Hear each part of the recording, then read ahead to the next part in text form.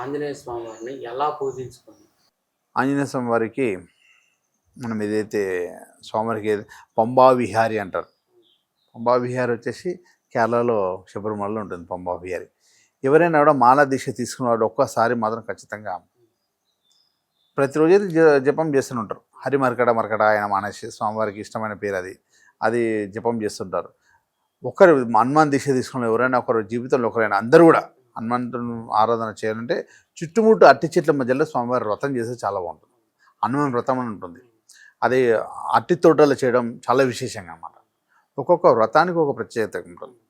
అంటే అది ఏదైతే హనుమాన్ ఏదైతే ఆంజనేయ స్వామి వ్రతం ఏదైతే ఉందో అట్టి చెట్ల మధ్యలో చేయడం వల్ల అతి విశేషం.